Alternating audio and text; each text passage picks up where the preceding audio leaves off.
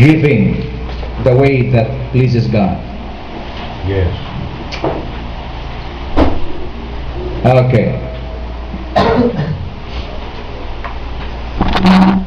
Most of us, marami pong mga nagsisimba ngayon, hindi po alam o hindi aware sa presensya ng Panginoon.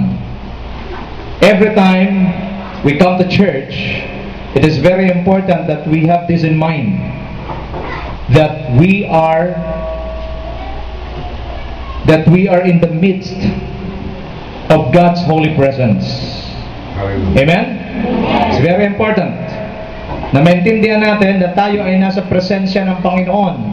Wala po tayo sa simpleng simbahan lamang, kundi tayo ay nasa presensya ng Panginoon. It's very important. Yes, yes, Lord. The next thing that I want you to notice every time you come to church is we come here because not because we have needs, but we come here to worship the Lord.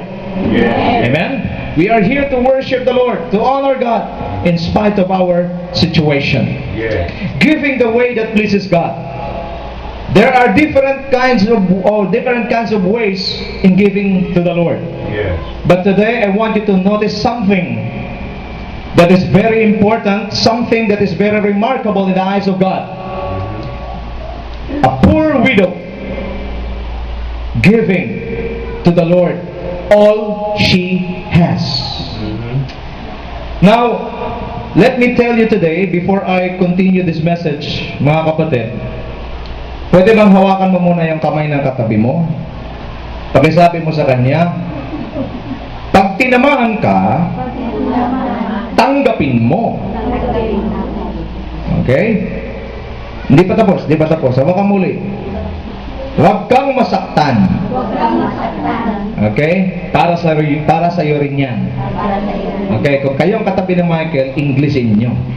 Okay? Kasi mahirap sabihin sa English yan. Okay? Kaya nobody sit beside Michael, because if I say it in Tagalog, they can translate it to English. But anyway, moving on. It's very important, mga kapatid. Alam natin, paano ba yung pagbibigay na nagbibigay ng kaluguran sa Diyos? Because it is nothing if you give to the church, if you give something to the church, and then your heart is not 100% giving it to God. Hallelujah. It doesn't matter if you're here and then your mind is out of nowhere. It's very important. So, hindi lamang ho tithes and offering, kundi even our attention, even our hearts, even our physical body, because marami po nang nagpupunta sa church, physically present, but hindi lamang mentally, kundi spiritually out of nowhere. So it's very important na mag-gets natin ito, makuha natin ito, because I believe, Yes. pag nakuha natin ito, the Lord will surely bless us. Yes. The moment you come to church, make sure na hindi mo ma-miss ang blessings ng Panginoon. Huwag kayong pumunta rito na hungkag at lalabas kayo hungkag na hungkag. Yes. You come here, nothing, and you will get out from this place full of blessings from God. Yes. But first, we need to discover what the kind of giving, the way of giving that pleases God. Number one, there are principles that I've discovered in this passage. Number one, God is watching and looking at us right now. Yes. I said right now. He's looking at us right now. Look at me in the eyes. Everything you need, everything that you're going through, God knows. God knows. What you're doing, what you're going through right now, God knows why. Because He's looking at you. He's looking at me right now. Right now. Hallelujah. Yes. In verse 41, Jesus sat down opposite the place where the offerings were put and watched the crowd. See? God is watching. Yes. Pag ikaw ay nag-isip ng boyfriend mo ngayon, He's watching you. Yes. If you're thinking about your problems right now, He's watching you. Yes. He's watching the crowd putting their money in the temple treasury. God watches over us, our giving, our offerings, our motive. It's very important. Don't go to church without having a clear motive. Why are you here? Yes. To to worship God, to honor God, then give it to Him. Give to the Lord what due to His name. Because sometimes ang iba nagpupunta sa church kasi, hallelujah, mayroon lang imimit. Okay? Kita tayo sa church. So yung church, imbes na worship place, nagiging meeting place. I want to remind you today, God is watching and looking at us right now. Right now. The Bible says, "Where there are 2 or 3 gathered in my name, there I'll be in the midst of them." Pakisabi sa katabi mo, God is here. God is here. He is here. He's here. I want you to be aware of His mighty presence. Jesus is in our midst and He's watching over us right now. Right now. He is with us. He is here. So be aware. Be touched by Him. You can ask all you need from Him. This is the report that I'm going to submit to you today. Anything is possible in the presence of God. I said anything is possible in the presence of God. And we are in God's holy presence. So anything and everything is possible. Hallelujah. Can we give the Lord the cup offering today? Hallelujah.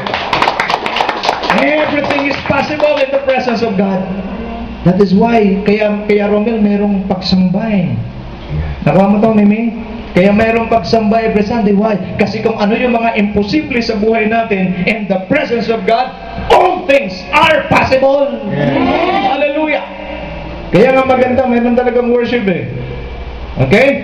So now that you catch the first revelation, I am in the presence of God and God is watching me. Tingin mo sa akin? Alam nyo, ang bait ng Diyos sa atin. Alam mo bakit si Talara? Ikaw hindi mo siya binabantayan, ikaw binabantayan ka niya.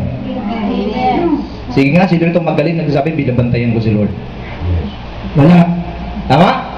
Pero tayo, binabantayan tayo ng Lord. Pero minsan, parang ang Diyos hindi gumagalaw. Pero I want you to know, He's watching you.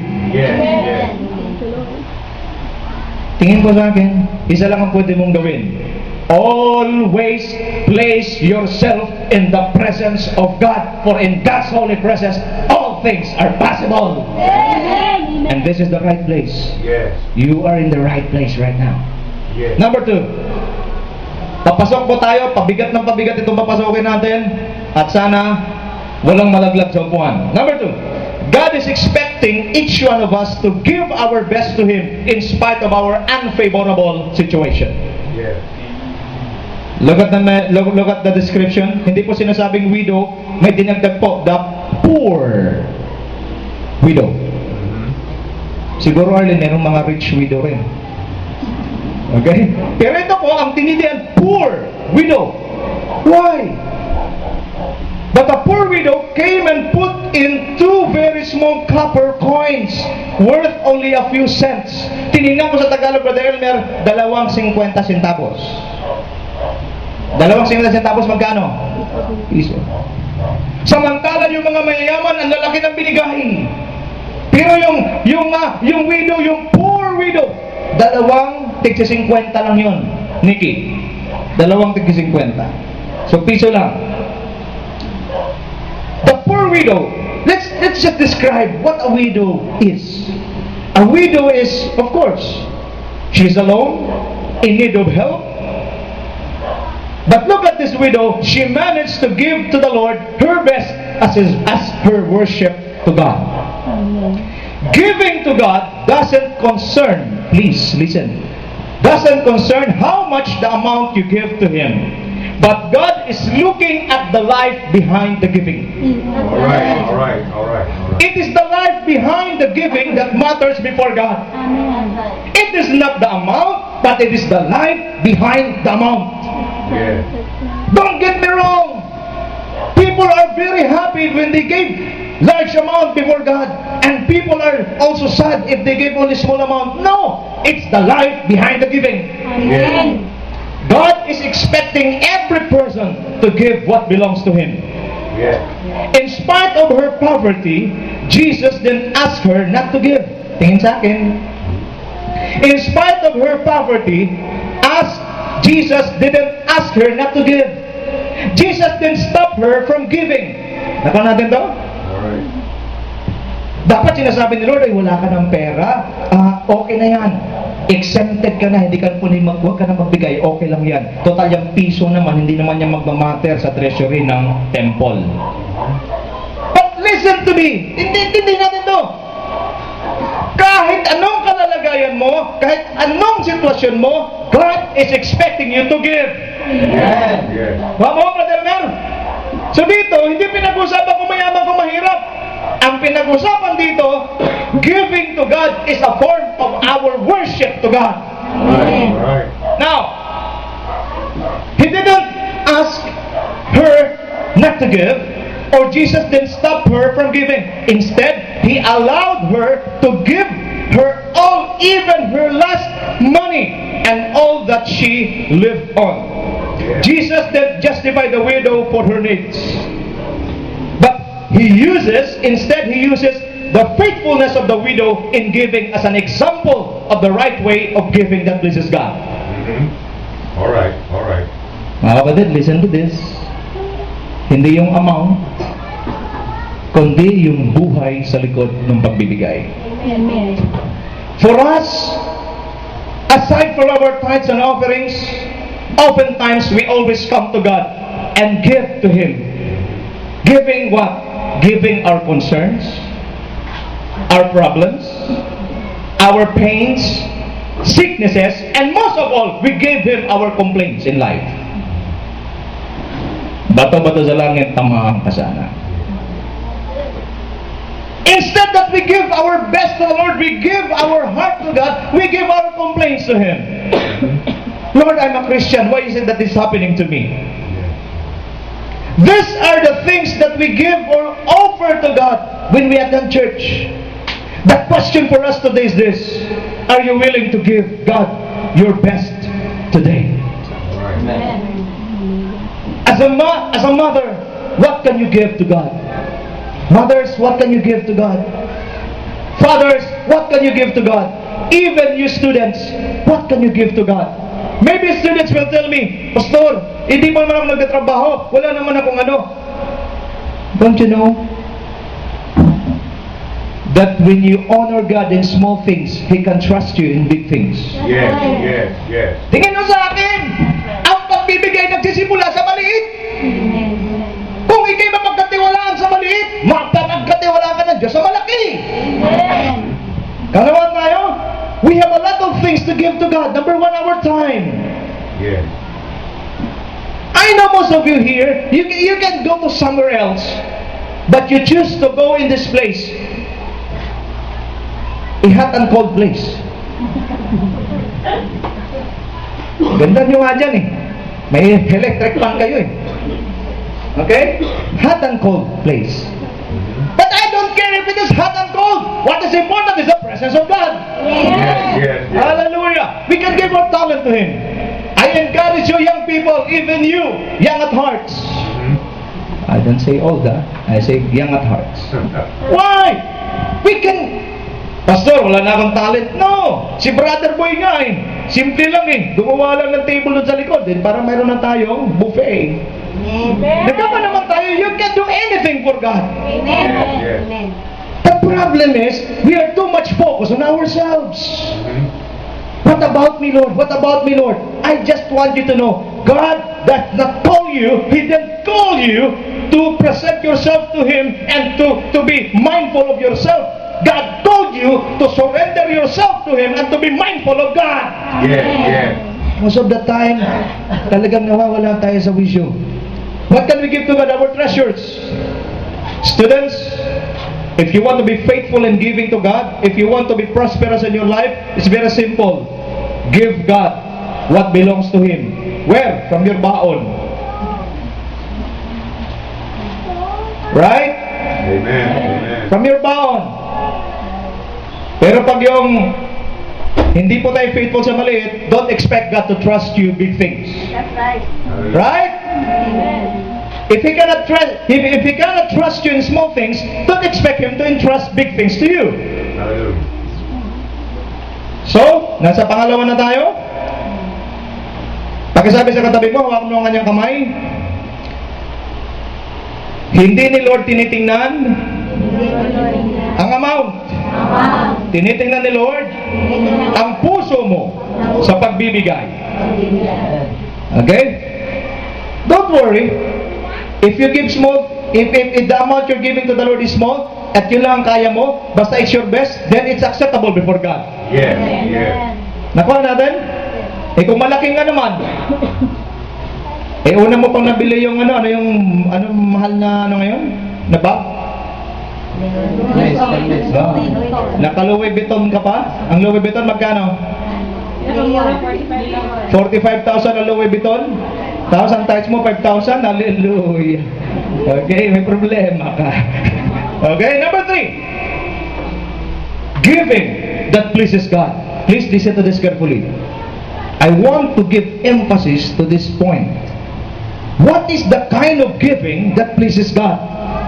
In Mark chapter 12 verse 43, after Jesus saw the widow putting his 2 coins or 2 copper coins, Jesus, calling his disciples to him, Jesus said, "Truly, I tell you, this poor widow put more into the treasury than all the others."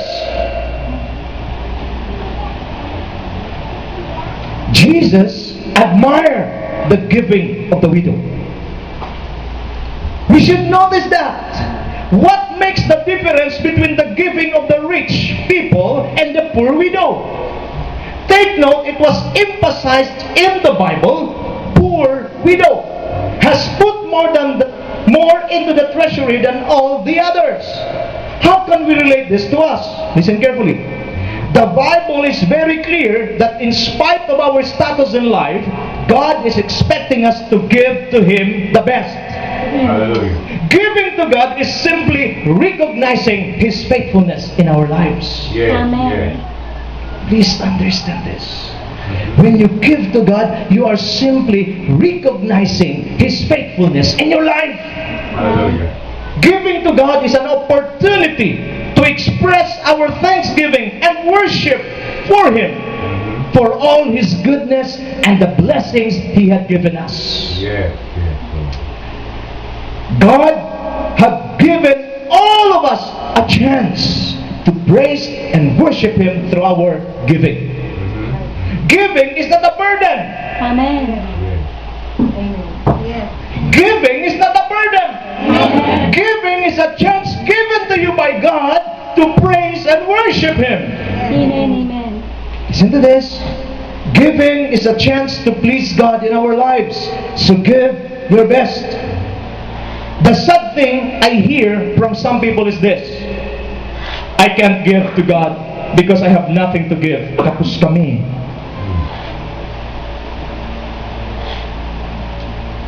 You know what? I don't believe in that.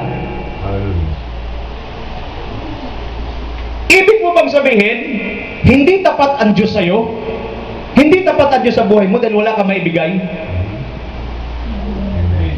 Amen. Hallelujah. Ibig sabihin, walang binigay ang Lord sa'yo? Tumingin sa akin, if you cannot give to God and to the Word of God, does it mean that God is not faithful? You're a liar! Amen. Because God is a faithful God! Amen.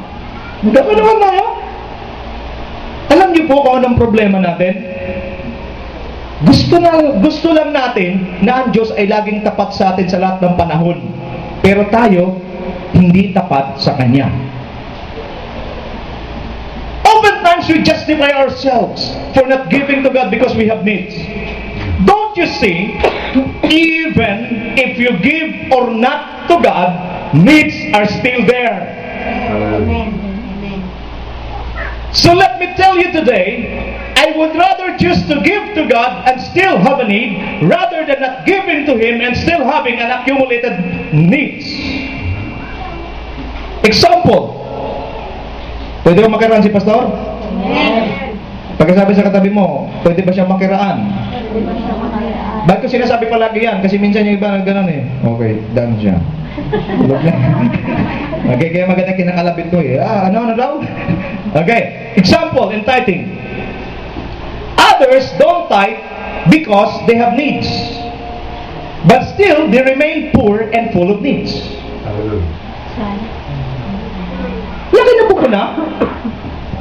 Hindi ka magta-tithes dahil meron kang kailangan, pero hindi mo namalayan, yung kailangan mo nandiyan pa rin at saka dumadami pa.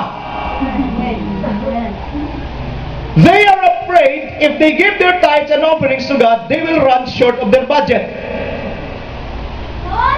Not knowing that even if they don't give to God, they're still short of their budget. Hallelujah. Here's the point. You don't give to God and still run short of budget, plus you're being identified in the Bible as a robber and under the curse of God Almighty. Hallelujah. That's right. Another thing, yes, given for argument's sake. You give your tithes to God and you run short of budget. Di ba? Binigay ko yung tithes ko, kinapos ako. Yes, you run short of budget, but you have given to God what is due to Him. Hallelujah. Nakuha niyo yung difference? Magbigay ka o hindi, may kailangan pa rin eh. That's right. The difference is this: you are not a robber to God, you are not under a curse, and most of all, you become a recipient of God's promises and blessings. In Malachi chapter 10, 3 verse 10 to 12. Yes. Nakuha natin to? Giving to God and to the Word of God is the key to unlock your blessings in heaven. Amen. Yes. Amen. According to the scriptures, let me read this to you. Malachi 3:10 to 12. Bring the whole tithe into the storehouse, that there may be food in my house. Test me in this, says the Lord Almighty, and see if I will not throw open the floodgates of heaven and pour out so much blessings that there will not be enough room to store it. I will prevent pests from devouring your crops, and the vines in your fields and will not drop their fruit before it is ripe, says the Lord Almighty. Then all the nations will call you blessed, for yours will be the delightful land, says the Lord Almighty. Yes. Hallelujah. Yes. It is God's will to bless and to prosper His people. Amen. The question is God pleased the way you give to Him? Hallelujah. Are we faithful in our giving? Always faithful. Ayaw ko magbigay. Kasi alam nga, nangyari po sa amin to, sa hindi pa nakakaalam. Sa hindi pa nakakaalam. Before, ginawa ko si Lord na hulugan. Ang tithes is 1,000, I only gave 500. Then I kept the 500. Why? Because we ran out of budget. Short. What the Lord did? Joshua got fever. We brought him doon sa doctor. Nagtataka ko, Arlene, wala pang ininom na gamot, in-stethoscope lang, nawala yung lagnat. Ang sabi ko, para yatang may problemang malaki dito. Kasi in-stethoscope pa lang, dapat uminom ng gamot. In-stethoscope, wala ng lagnat. So sabi ko sa doktor, okay na naman ah. Sabi ko, hindi Lord, may ano yan dok, may lagnat yan. Wala nga, ayan 37, normal. Sige dok, salamat. Magkano utang ko kay Lord? Saan na doktor? 500 lang, okay na.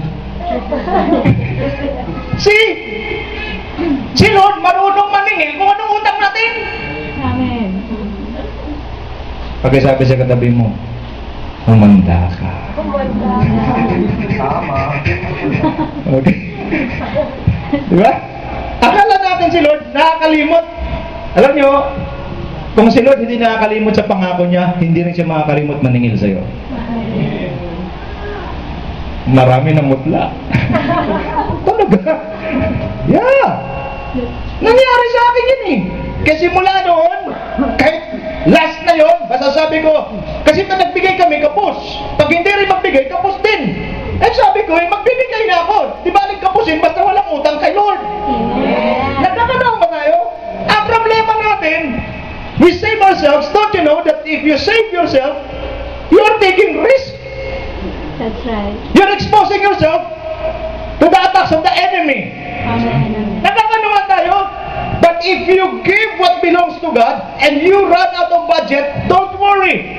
Because you follow and you obey God, God will surely bless you. Hallelujah. Oh, glory to God. Number 4. Mabigat na yung number 3, di ba? Number 3 is giving that pleases God. Number 4. Ito na ang pinaka-dangerous sa lahat. Pagkasabi sa katabi mo, ready ka na? Ready na? Okay. Giving our all to God without hesitation. Parang wala na akong kausap. Amen. Ulitin natin. Giving our all to God without hesitation. Amen. Sabi ni Lord in verse 44, they all gave out of their wealth, but she, out of her poverty, put everything. Please repeat, everything. Everything. All she had to live on. Jesus outrightly gave His judgment on that moment. Yes. Just like today, Jesus can conclude what kind of motive we have today. The rich gave out of their wealth. What does it mean? They gave out of their leftovers. Mga tira-tira. Ano ba? Akala nyo yung binigay ng mayayaman malaki? Barya lang yun sa kanila. Ano ba? It's just a portion of their wealth. Hallelujah. What kind of giving these rich people do? As long as it will not affect their convenience, they will give to God. Hallelujah. Thank you, Lord. Okay? As long as it will not affect their convenience, they will give to God. As long as they can first buy a flat screen LCD, they will give to God. But if their budget for LCD TV will be affected, sorry Lord, next ka na lang. But the widow gave her everything to God. She gave first her life to God. Yeah. All right. She gave her ultimate possessions. 2 pieces of copper coins. I've been thinking, what is running in the mind of this poor widow?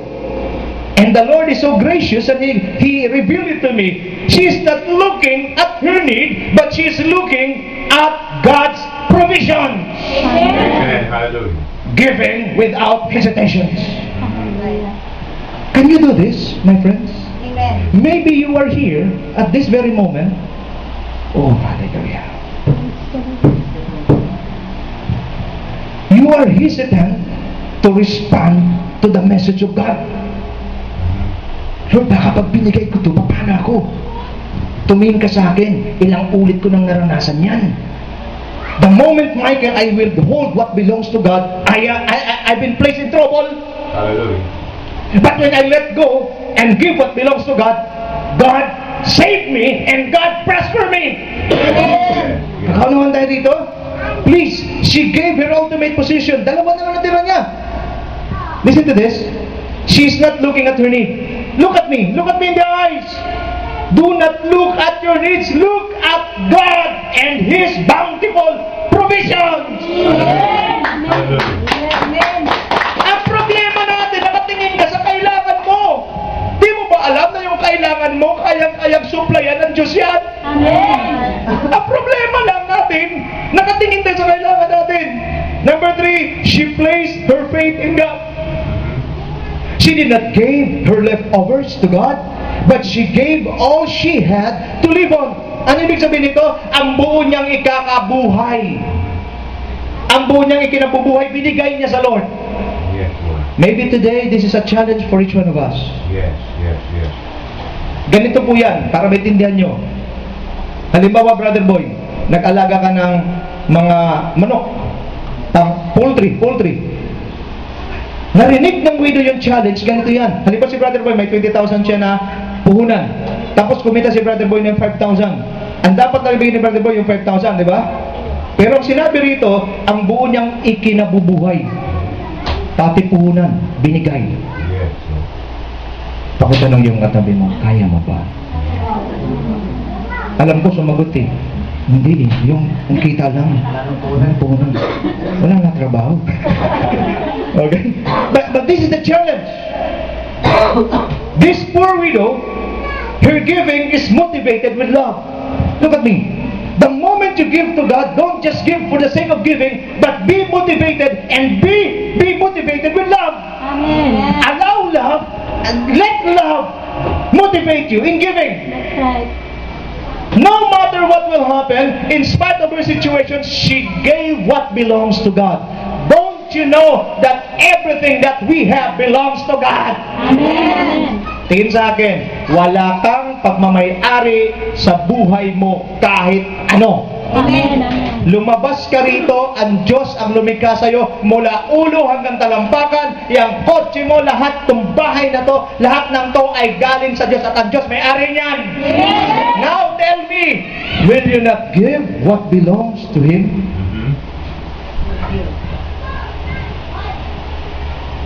Most of the time, we are too much focused with ourselves. That is why the devil always triumph with regards to giving. It's true. Hallelujah. Because we listen to our needs rather than listening to the voice of God. Take note of this. I made an analysis. The poor widow, tayo mo tayo, the poor widow remained poor if she doesn't give her 2 pieces of copper to God. Ako ha? Amen. Amen.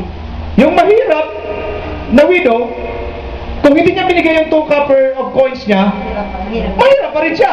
Amen. Ano ha? And if she gave it to God, still, she remained poor. Hallelujah. Di naman sinabi sa Bible, di ba? Nung binigay niya, yumaman siya bigla. Wala, di ba? Nung binigay niya, poor pa rin siya. But this is the point. Listen, this is the point. Yes, when she gave her 2 copper coins, still, she is poor. But what makes the difference, Laura? She was able to worship God with her giving. Amen. Yes, yes, yes. Kung sinabi ng widow, Lord, gani, maintindihan mo, duha na lang, 50 piso na lang pera ko, ihulog ko, pag wala na ko.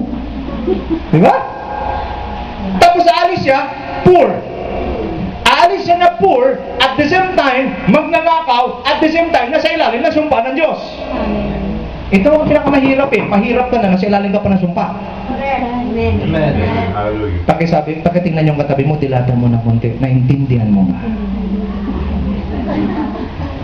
Ito mahirap eh. Poor ka na, nasa curse ka pa. Baka natin, Amen. di ba pinakaayon natin tawagin tayo magnanakaw? Amen. Magagalit ka pa sinabi mo magnanakaw ka eh. Right. Pero pag hindi mo binigay para kay Lord, ako na magkasabi sa iyo, magna ka. Nag-gets mo to? Amen. Kaya nga nag-analyze ako, kung hindi niya binigay yung piso niya, mahirap pa rin siya. Tama, Brother Roy? Nung binigay niya, mahirap pa rin siya. But what makes the difference? Yes, she remains poor, but she was able to worship God through His giving. May tao pa rito? Amen. Geto lang yan, mga kapatid. Nagawa ko ng analysis.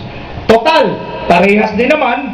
Kapos, magbigay o hindi, mas pipiliin ko ng kakapusin na nagbibigay kaysa kapos na di nagbibigay at tinatawag pang magnanakaw ng Biblia. Amen. Amen. Okay na mamili. Kapos din naman eh. Nakuha natin? Okay ba kayo? Amen. Kapos din naman eh. Magbigay ka o hindi, kapos. Ang maganda lang, kapos na walang atraso sa Diyos. Amen. Hallelujah. Kaysa kapos na may atraso sa Diyos. Sinasabi ko sa inyo lahat, tumingin sa akin, huwag kayo pumikit. Makinig kayo mabuti. Magkatraso ka na sa tao, huwag lang sa Diyos. Amen. Kasi ang Diyos mahirap pag siya naglagay ng curse sa iyo, kailanman hindi pwedeng alisin yan. Hallelujah. Pero pwedeng ma-lift up yan. Pwedeng maalis pag ikaw ay talagang tutuhanang nagsisisi at magbalik loob sa Kanya. Amen. Amen. Yes. Now, what made Jesus pleased with the giving of the widow? What is the response of Jesus? Yeah, it has not been mentioned in the Bible, but we can notice one thing. Jesus was pleased and happy with what the widow did. Amen. Wala naman nakalagay sa Bible, pero alam ko masaya si Lord. Bakit? Nakita ko eh. Ganito eh. Dali. Nakita mo yon? Nakita mo yon, yung mga mayaman nagbigay. Yung widow, nakita mo, nagbigay. Dalawang kusing lang binigay. Pero siya ang nagbigay ng marami kaysa lahat. Amen. Mhm. If you please God, I want you to know Hallelujah. prosperity and financial breakthrough starts in giving. Amen. Let me prove this to you. Please open your Bible in the book of Ecclesiastes, chapter 2, verses 24 to 26.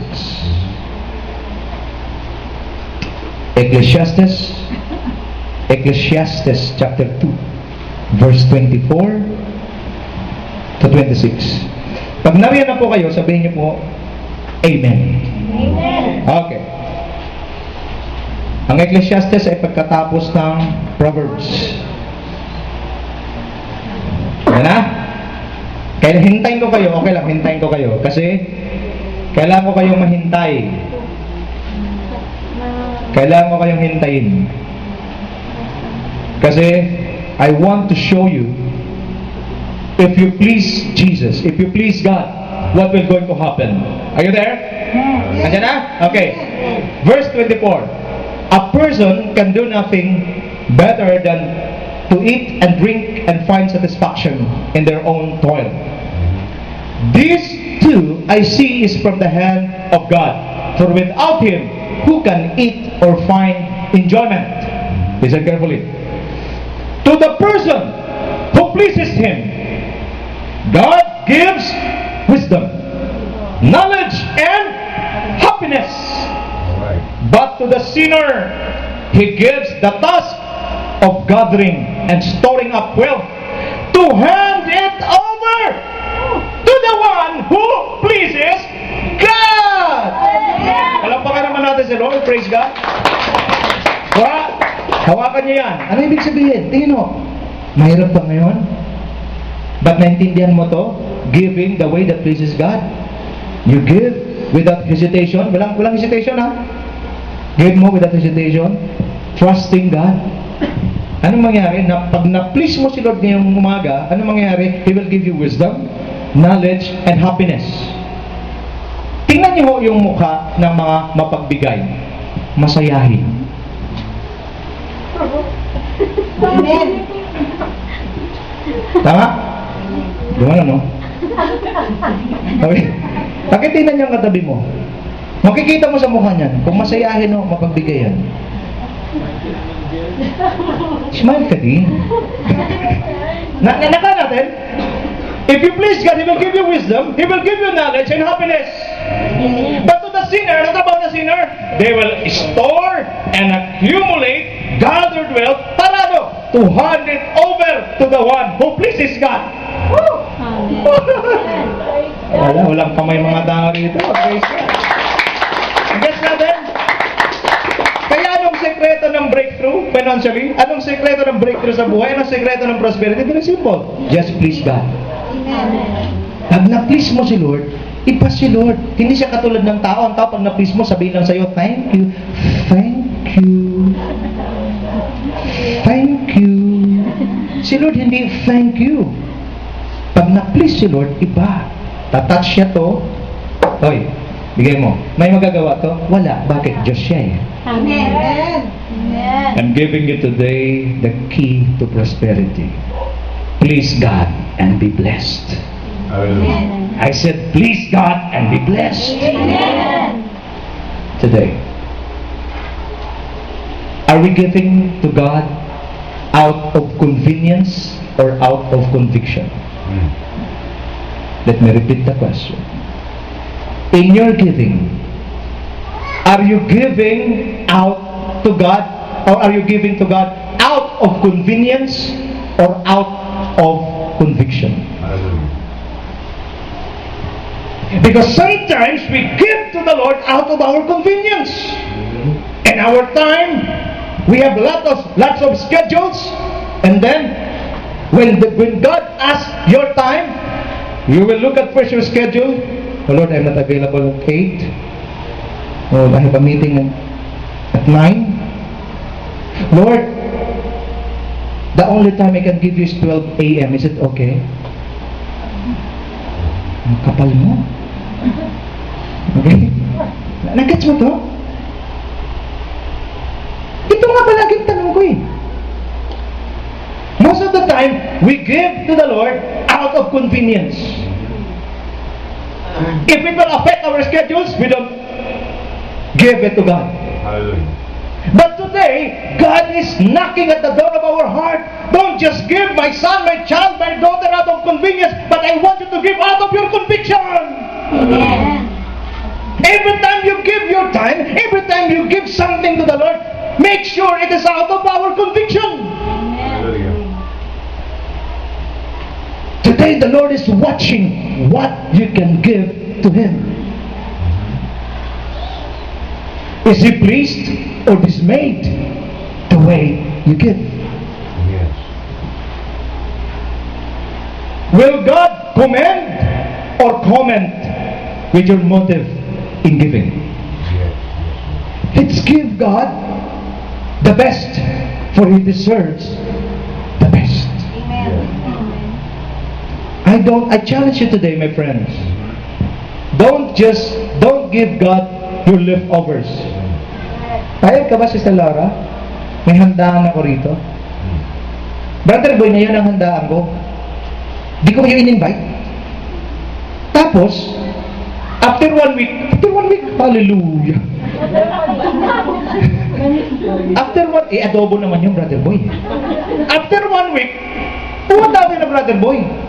Brother Boy, naghanda kasi ako last week.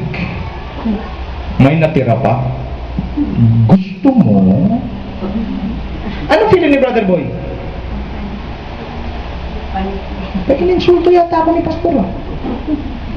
Ba't ganun? Parang naman hindi kami magkapit tayo nung ako. In-invite ko siya. Bakla si Teddy, ang samang pastor mo. Nag-gets niyo ba to? Amen. Tingin sa akin, please. Lakas mo, utak mo, puso mo, paghinga mo, pagkilos mo, lahat ay pag-aari ng Diyos. Amen. Walang natira sa'yo at walang nanggaling sa'yo. Amen. Bakit mo siya bibigyan ng tira-tira? Kasi sabi sa katabi mo, hawakan mong kamay niya, mahiya tayo. Kaya maraming Kristiyano, walang hiya. True.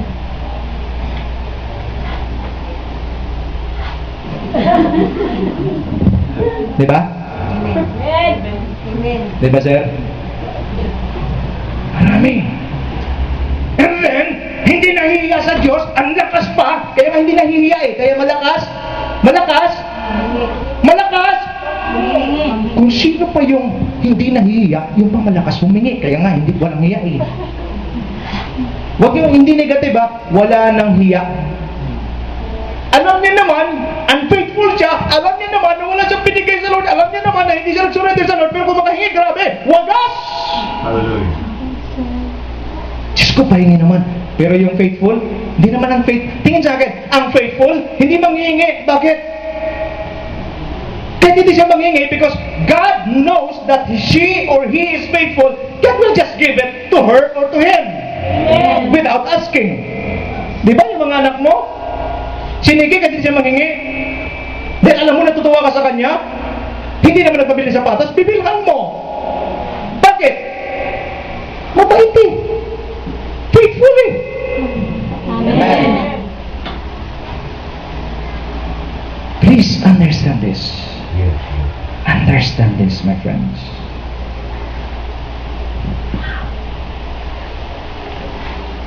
We are here. God is watching and looking at us right now. He knows the condition of your heart. He knows your motives today. And is expecting us to come to Him boldly and acknowledge our shortcomings, acknowledge our faults, acknowledge our sinfulness. Lord, I thank you, Lord, for teaching me today, giving the way that pleases you. Yes. Now, Do not tell me na wala kang maibibigay kay Lord. I'm not talking about material things. I'm talking about your life. Amen. He's expecting us to give in spite of our unfavorable situations. Bakit ko sinasabi, Arlene, na unfavorable situations? Why? Because then it is easy to give when we feel convenient. Tama? Pagpaldo ang wallet mo, ang bilis magbigay kay Kristo. Pero pag ang wallet mo ay 20 na lang ang laman at sinasabi ng kapatid, kailangan natin siyang tulungan, 20 na lang ang kulang.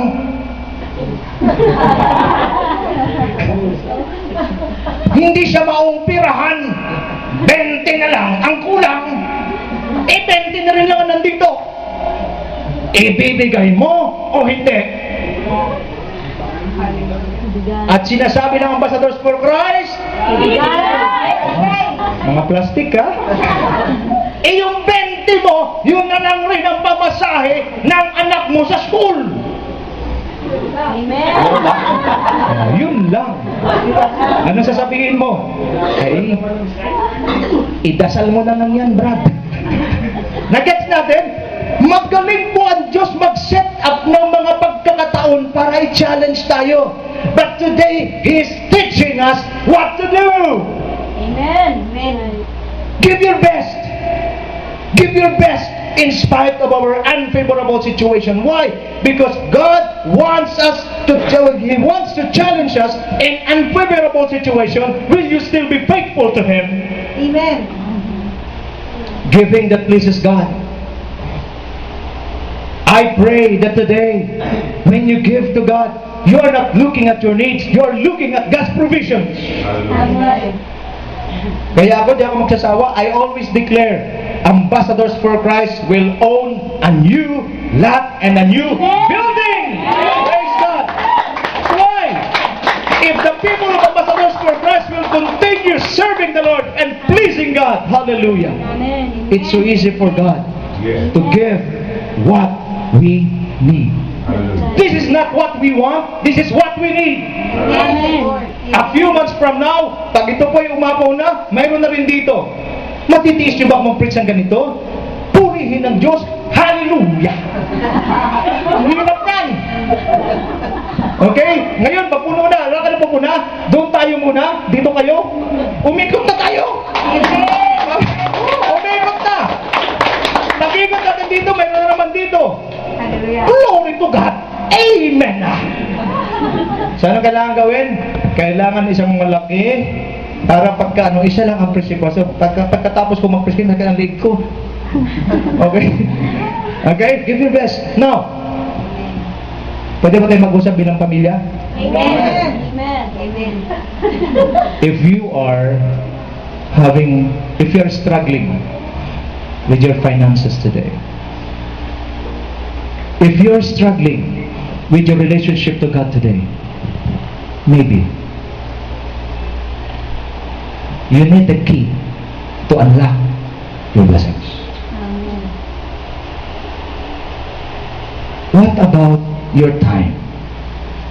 Is God the priority of your time?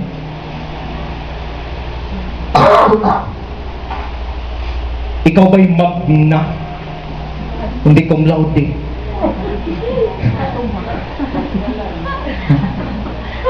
Kasi marami ho magna knockout sa'yo.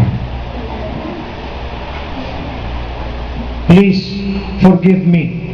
Di ba sabi ko naman sa simula, ipaalala mo muli sa katabi mo, hawak mo kanyang kamay. Di ba sabi na sa'yo?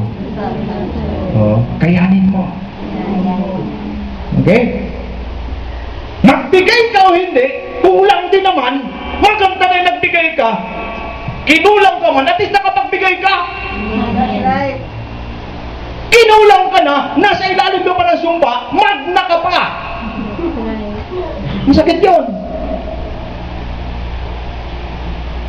I want you to learn giving our all to God without hesitation. Amen. People, can you trust God? Amen. I said, people, can you trust God? Amen. God is posting this challenge to each one of us today. Ted, can you trust God? Oliver, can you trust God? Ben, can you trust God? Fred, can you trust God? Iba yung sinasabi, iba yung ginagawa. Amen. Today, Lord, I trust you. Then God said, let go. Lord, I trust you. God will not say, yes, I know. God's answer is this. When you say to Him, Lord, I trust you, God will say, let go. Are you willing to let go today? Amen. If you please God today, oh hallelujah. Wisdom, knowledge, happiness. Praise the Lord. Saan ang gagawin niya sa mga, grabe pala no, huwag kayong mainggit, brother boy, sa mga masasama. Ang trabaho pala ng masama si Laura, mag-ipon na mag-ipon. Then pag na-please siya kay Laura, sasabihin niya, Laura, ito na. Amen. Ano lang gawin? Pinag-ipon niya para no, i-hand over, kanino? To the one who pleases God. Amen. Praise the Lord. Again, let me repeat. God wants me to repeat this. Are we giving to God out of convenience or out of conviction? Let me end with this wonderful story. An uncivilized person, or sa tawag sa atin to, taong bundok, who heard the gospel of the Lord Jesus Christ. A Christian lead him to know Jesus. One day, just like this, they have a worship service. This person asked the pastor, can I join? The pastor said, yes, you can. So nag-join siya, ganito. Nakabahag pa siya. Okay? Wearing their, their own costume. Dumating ang punto ng giving. So, everybody's giving their offerings, giving their best to the Lord. And then, this person, this taong bundok, ay nagtaka siya. Kasi hindi niya alam na mayroon palang bigayan. Naisip niya kung mayroon palang bigayan, nakapagdala man siya ng baboy ramo. Okay? Kasi hindi niya alam, brother boy. First time niyang umattend eh. Ano natin? Di niya alam na mayroon palang giving time. Naisip niya sana, bago man sana pumunta rito, nang huli muna ako ng baboy ramo, tapos yun ang i-offer ko kay Lord. Pero wala na eh, nandun na siya. You know what? After brother boy ng giving, nilagay yung offering plate sa harapan, sa harapan ng altar. Alam mong ginawa? Masyadong na-convict talaga yung taong bundok. Ang sabi niya, I need to give something to God. Look at his body. Yung mga burlulo niya, wala rin siyang dala eh. As in plain talaga. Alam mo ginawa niya? Pumunta siya sa harap. Tinaob niya yung paper, yung offering plate. Lahat ng laman, tinapon niya. At pumatong siya sa loob ng paper plate at ang sabi niya, Praise God. Lord, Amen. I have nothing to give, but I give my whole life to you. Hallelujah. Here am I, Lord. A living sacrifice. Take me, O God. Use me for your glory. Hallelujah. Today, maybe you're struggling financially. But it doesn't mean that you cannot give to God. Amen. You can give yourself. You can give your life. And I believe, material things, our ministries, our Bible studies, or everything we do for God are just a portion of what God really wants from us. Hallelujah. What He wants is our whole life, Amen. not just a portion, but our whole whole being, Amen. our body, our soul, and our spirit. Are you willing to offer your whole life to Jesus today? Amen. If you are willing, lift up your hands and surrender to God in the name of Jesus. Let me repeat this to you, my friends, my brothers and sisters. Anything is possible in the presence of God today. We are standing in God's presence. Be blessed, be set free, be restored in God's holy presence. Praise God. Let me ask the congregation to please stand.